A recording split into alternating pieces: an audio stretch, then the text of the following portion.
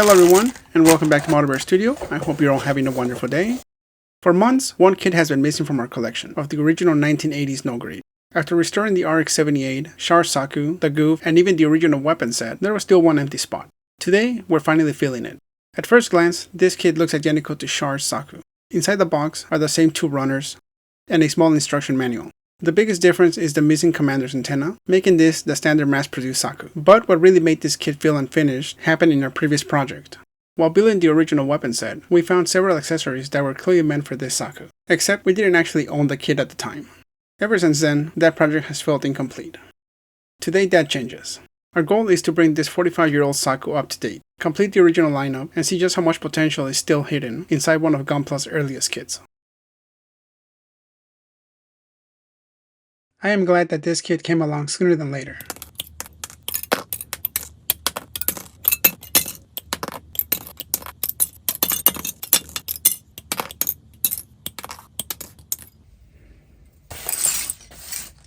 This build is identical to Char Zaku, so I already know what to expect, and dare even say, this time around it'll be easier.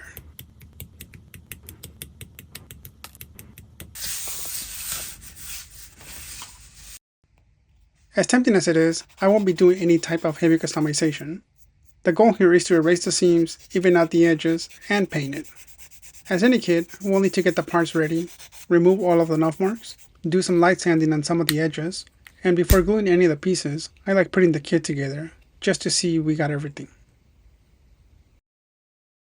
The easy part is done, and even in this stage, it is already looking pretty good.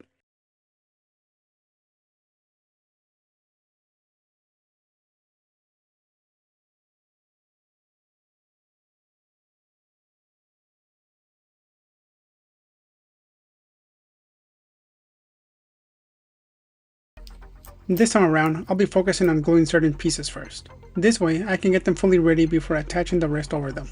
It'll make it a lot easier to sand certain areas without other pieces getting in the way.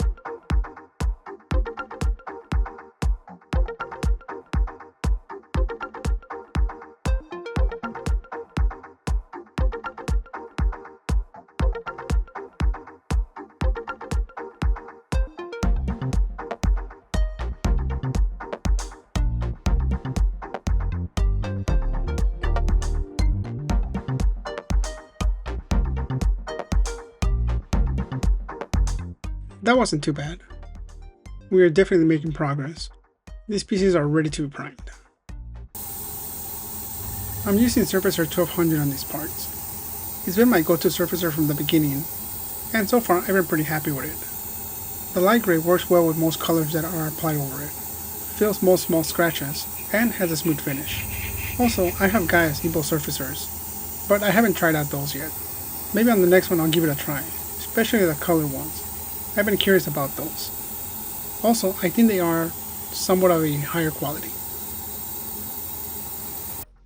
With the first batch of prime pieces done, we can inspect them and make sure we didn't miss any details. It's a bit hard to see on camera, but some do need to be sanded a bit more to make them smoother. Our next course of action will be putting the rest of the pieces together and get those ready, then finally prime the whole kit.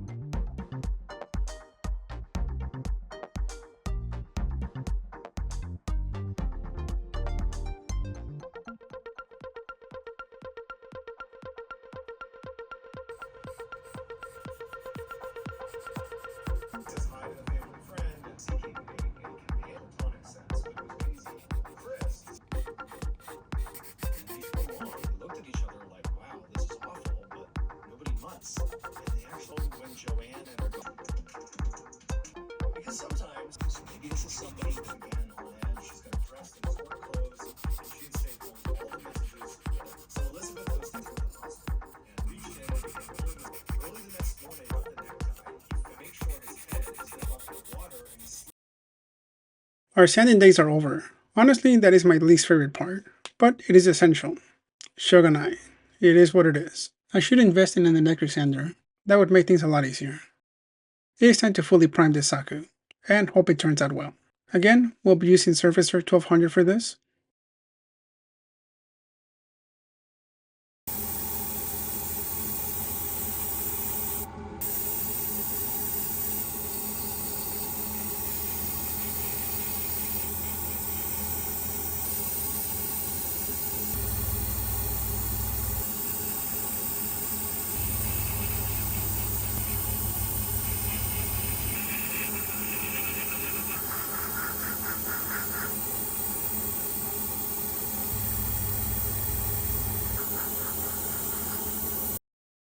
The prime part turned out well, so I am very happy.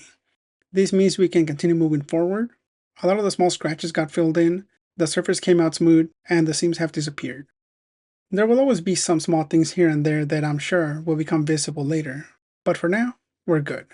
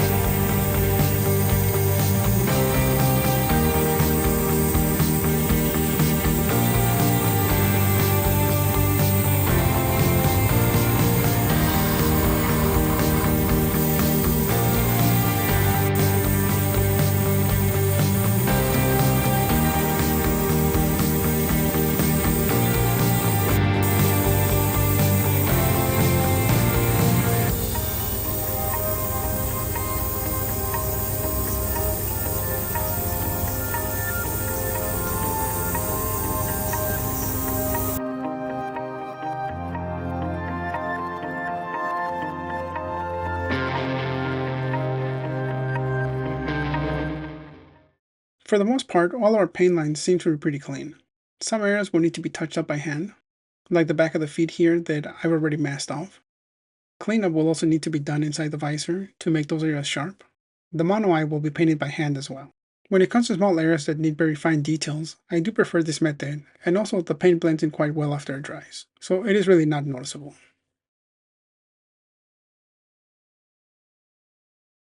After all that, I gave it a final inspection. Again, I am satisfied with how the colors turned out. This time around, things were a lot easier, as I had a better understanding and a strategy on how I was going to tackle certain things. My biggest issue here was masking curves, which took a couple of tries. For future projects, I would like to get some curved masking tape. Final touches with some panel liner. I'll only be applying this to the hoses. That's what I did for Char Saku and the Goof, and this Saku is part of that group, so I want to keep things consistent.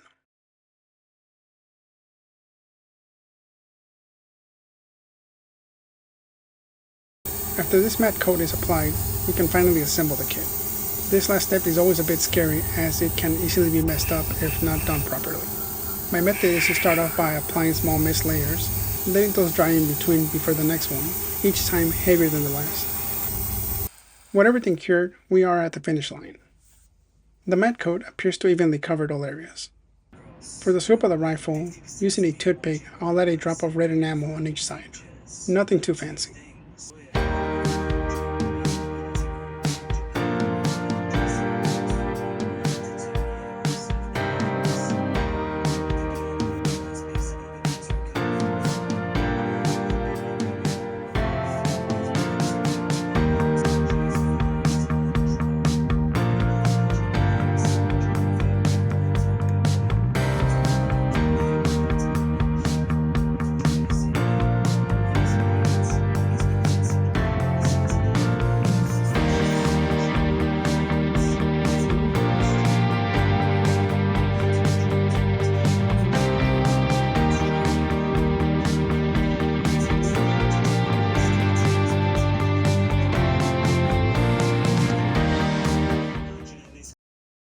The final assembly of the Zaku looks amazing. Off camera, I went over the panel lines on the hoses with a Gundam panel line marker, only on the ones that were a bit shallow.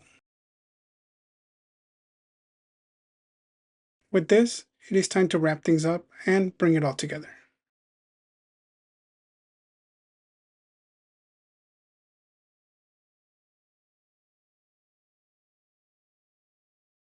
By all accounts, we are done, but not quite yet, as we still need to add the weapons for this kit that were included in the weapon set.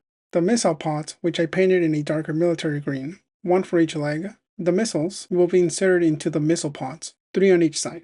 2 grenades, these can't be attached so they'll just be on the side. A Zaku can't be a Zaku without a seat hawk. I decided not to insert the missiles all the way in, as I think they look cooler like this. Gives the illusion that they are being fired. I'll have to glue the bands to the missile pods so they can hold. I was really close into making this a C connector so that I could remove them, but after some careful thought, I felt it was just right to permanently have them on. I really don't see any reason to take them off. Not only does it give them more strength, but it also looks better.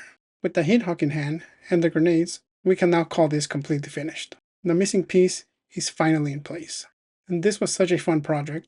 Working on other kits like this, it's such a unique experience. And it's something you just don't get with modern kits. Of course, there are a lot of flaws and limitations compared to today's standards, but I think they make up for it with their charm. And honestly, those flaws are part of what makes working with them so much fun. If you've never built a No Grade kit before, I would definitely recommend giving one a try. They're relatively cheap, and because of their limitations, they also make great practice kits for trying out different techniques. For this one, I decided to keep it pretty close to the original design, but you could easily push a kit like this so much further. I think that really shows just how much potential these old kits still have. They can be a little difficult to find nowadays, but if you're able to get your hands on one, I'll say don't pass it up. I already have another old project in mind, where I want to push things even further. But for now, I think it's fair to move on to something else. Lately, I've been trying some new things on the channel, and I've got a few new ideas brewing as well. So I'm excited to see where those takes us. Let me know your thoughts down in the comments. Have you ever built one of these old No Grade kits? And if you have, how far did you take it? Until then, have a nice day, take care, and I'll see you in the next one.